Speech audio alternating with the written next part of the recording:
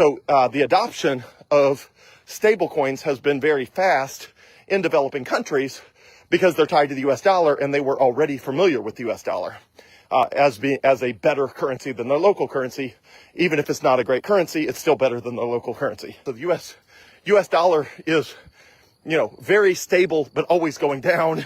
Once again, just like USDT, it doesn't have any of the benefits of Bitcoin other than it's digital. And obviously the US dollar is already digital for people who live in the United States. But if you live in a developing country, it's very hard to get your hands on US dollars. And so you're stuck with the local currency, which, very frequently goes to zero, which I guess is not stable because you can't say something is stable if it's always dropping in value.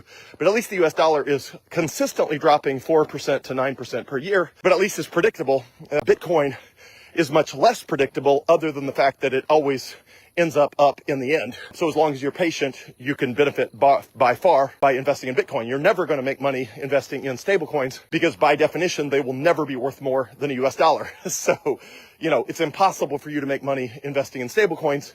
Therefore, they're not considered an investment. They're considered a emerging market or developing country sort of stand-in for the local currency if the local currency is collapsing. So they are already aware of that.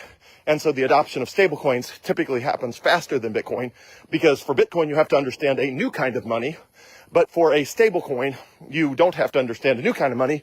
You just have to understand that you are using an electronic version of the US dollar that is in the form of a cryptocurrency. The primary benefit of a stablecoin is for developing countries where they do not have access to the US dollar and they are not yet aware of Bitcoin because all of them are aware of the US dollar, but they typically have not been using the Bitcoin network because the Bitcoin network was not designed to transport US dollar representations around.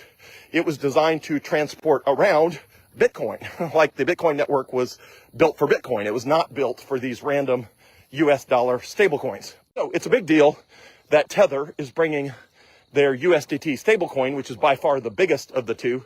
The USDT stablecoin is much larger, especially internationally, much larger than the USDC stablecoin issued by Coinbase and Circle. It's a big deal they're bringing it to the Bitcoin Lightning Network. The Bitcoin Lightning Network is an incredible payments layer, meaning it's designed for smaller transactions, that is built on Bitcoin. And previously, most of the people that have used USDC or USDT, Tether, they have used networks like Solana or Ethereum or Tron, which is spelled Tron, or basically a bunch of random smart contract platforms.